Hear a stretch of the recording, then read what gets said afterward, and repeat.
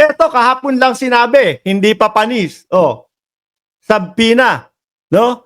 Para kay Sara Zimmerman Duterte Carpio.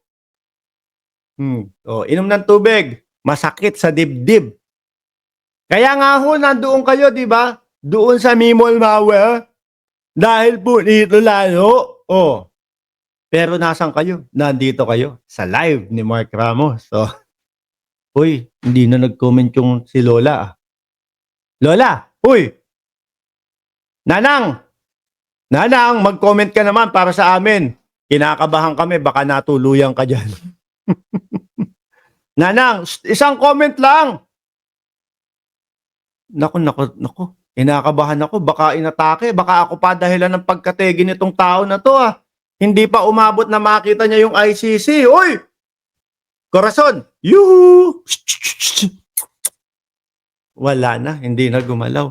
Mga kababayan, pumunta na tayo sa topic number na, pang ilan to? Pang-4? Oh.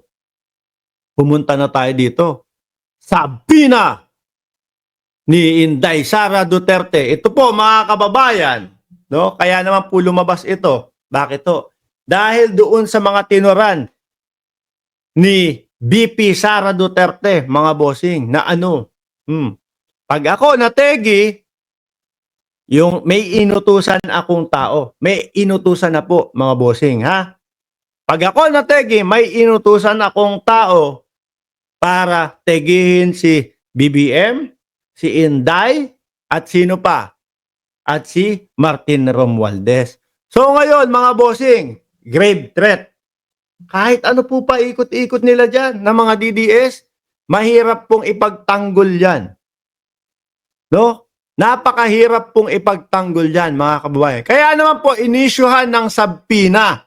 Oh, biruin mo, sabi nila. Hindi yung hindi yung sabi ni Birador, nagpapalakas pa ng loob. Alam mo ba yung sabpina? Ay, hayaan mo, magpapaliwanag pa lang naman yan. Mag-uusap pa yan, Birador. Pero big deal na kaya nga kayo may mimol malware eh. Di ba? Kaya nga may mimol malware kayo eh. Ang ano ipapaliwanag ni Inday Sara dito? Miscontext naman yung sinasabi nila, yung pagkakaintindi. Malabo po yun. Sabi niya, may kinausap na ako. Ibig sabihin, nakaplat na. Paano may pagtatanggol yun? Di ba? Nakaplat na. Meron ng plano. Oh. Hihintayin pa ba natin na mategi si BP Sara bago gumawa ng aksyon? O basahin natin para mas malinamnam doon sa mga supporter ni Digong. At saka ng Vice Presidente. Ayan na oh. Sara Zimmerman Duterte Carpio, Vice President, Office of the Vice President, etc., etc. Under and by virtue of the authority vested in me, Republic, etc., Office, the Director, Building, you are hereby commanded to be appear in the Office of Director, Building, 9th floor, Philinvest, Cyberzone Bay. Them and there to give your evidence in a certain investigation to be held and the time, place, and conducted by the undersigned. At mga bossing, no? Baka matanong din dito, nasaan ba yung iyong hitman? Yan po yung mga itatanong dyan eh. Fail not under the penalty of law. Kumbaga, fail not to appear. Mag-a-under ng penalty by law. Alam niyo po mga kababayan, sabi nga po ng mga political analysis, miski ho tayo mga bossing, pinalapit ni Inday Sara Duterte yung panawagan ng sambayanang Pilipino na siya ay ma-impeach. Pinadali po mga bossing. Sabi ni Archie Beroya, may ground na inciting to sedition, malinaw na kaso, Nobel. Ito po din mga kababayan. Pakinggan nyo po kasi ganito din po yung naiisip ko. Na dati siguro mga a year ago, medyo may impeach kaya, ganito, ganyan. Ngayon, pinalinaw ng Vice Presidente. Mismong siya na ang nagpalinaw. The Senate, partly siguro ambivalent yung boss, yung presidente, dahil conflict averse yung kanyang personality, no, passive-aggressive. Pero ngayon, nung nagsalita siya, malinaw na yung signal. Parang, in so many words, go! Ganun din yung sa speaker, no? Sige, impeach nyo na ako, disbar nyo na ako, ipakulong nyo na din ako. Yan po naman talaga ang pupuntahan yan, mga kababayan. No? Aanga-anga na lang po ang magsasabi na wala, hindi makukulong yan. Walang mangyayari diyan. Kung hindi man makulong, malamang, sorry to say, baka ang kahinatnan at ang maging kalagayan ng ating Vice Presidente ay magtaguho. Kung sakali, mga kababayan. Pero aattend naman daw siya dito sa Sabina at ipapaliwanag. Hindi lang ho natin alam kung anong klaseng paliwanag ang kanyang ipapaliwanag dahil ang hirap po ipaliwanag nung kanyang mga sinabi. Nadala po siya nung damdamin niya, hindi niya po nakontrol yung kanyang mga sasabihin. Isipin niyo pa po ito mas titibay po dyan, no? Mas titibay po na magiging ebidensya na talagang may plano na ipayari ang ating presidente simula po nung nagpa-press conference siya na ang akala natin sasagutin yung mga confidential funds, no? Puro confidential funds ang sasabihin. Aba, hindi po, chismisan. Nandoon yung isang bata, hinihingi yung relos niya, hindi niya binigay. Tinanong niya, why should I give this up to you? Yung mga ganun ho. Para daw pong gusto mga kababayan na pugutin o putulin ang ulo ng ating Vice Presidente. Doon pa lang po sa anihayo. Doon pa lang sa anihayo. Halata na plano ng Vice Presidente nakitilin ng buhay ng presidente. Isang buwan ang makalipas dahil sa mga nangyayari, lalo na nadidiin sa confidential funds na hindi mapaliwanag. Sumabog ang Vice Presidente. Ayoko na. Ipapategi na si BBM,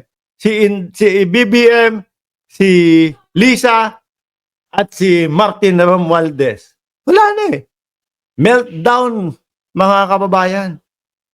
Bogsa na. Yung panahon na yon na may putulan ng ulo hanggang doon sa araw na sinabi niya yon, mga bossing, iisipin po ng mga magtatanong dyan. Iisipin po ng sambayan ng Pilipino. Simula sa araw na yon hanggang sa araw na sinabi na ipapategi, nasa utak ng Vice Presidente yan.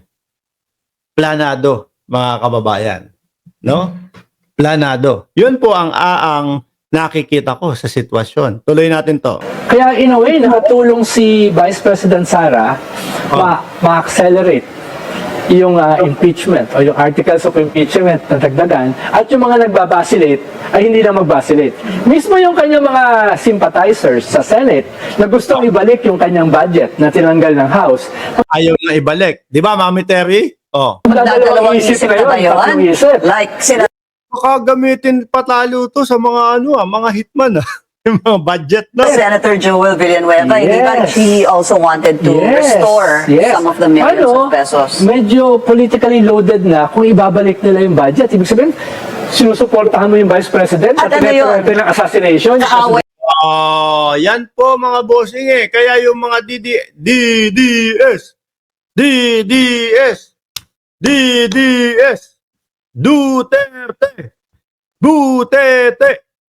Butete. Ano na nangyari sa inyo? Wala na, no? Mali kayo ng mga sinuportahan tao Pag tinanong namin kayo, paano mo ipapaliwanag yung confidential funds ni Inday Sara Duterte? Ang isasagot niya lang, ikaw ata bayaran Yan lang. Nasaan yung 20 pesos na bigas? Yan lang, mga bossing. No? Hindi kayang mga sumabay niyan sa mga topic at sa mga issue. At ang pinaka-worst na sasabihin niyan, mga bossing, Paliwanag mo nga kung bakit 250,000 yung safe house kada 24 hours at merong 5.3 million, no, na maintenance ito. Sasabihin sa inyo niyan, mga kababayan, pinupolitika nyo lang si Inday Sara Duterte. Pinupolitika pero may mga katanungan na hirap silang sagutin. Di ba? So ito. Anong gold bar na naman yan? Gold bar, wala akong gold bar. Meron ako dito na ano lang, mga chain, pero hindi ko na sinusuot. Baka mainggit ka pa, tumululaway mo. Di ba, Tina B? Ito ipapaliwanag na Vice Presidente, mga kababayan, sa kanyang press con. Ito ha, oy Sani, parang medyo kumambyo ang Vice Presidente dito. O, di ba? Oy, may piso na si Arben Garcia. Nakakomento ng bangag. Oh. Mukha bang napipikon kami sa mga ganyan? Hindi nyo kami mapipikon ng ganyan.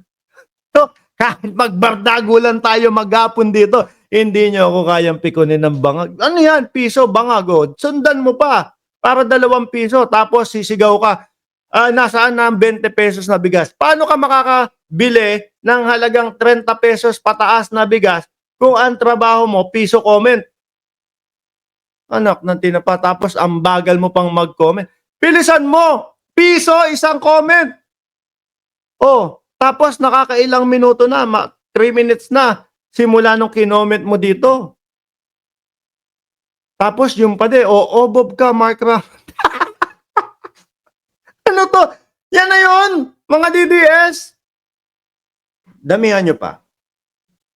Damihan nyo pa. Pagandahin nyo pa yung vlog ko. No? Mas ginaganahan ako kapag ka madaming ganyan. O, gunggong, ano ba yun? Wala ba dyan Trigger! Hindi nyo mga masagot kung nasaan yung gold bar. Anong gold bar hinahanap mo? Yamashita gold bar. Ano yun? Ang pinag-uusapan natin. Ayan o, bise nyo. O, bise natin. No? Pilipino din kami. Yan pa din ang bise. Wala kami magawa. Yan pa din ang vice-presidente. Pero baka mamaya maging pamasko para sa amin yung pagkakaano niyan. Yung pagkaka-impeach dyan. No? Yung pagkaka-disbar dyan. Yung pagkaka-kulong dyan. No, di ba?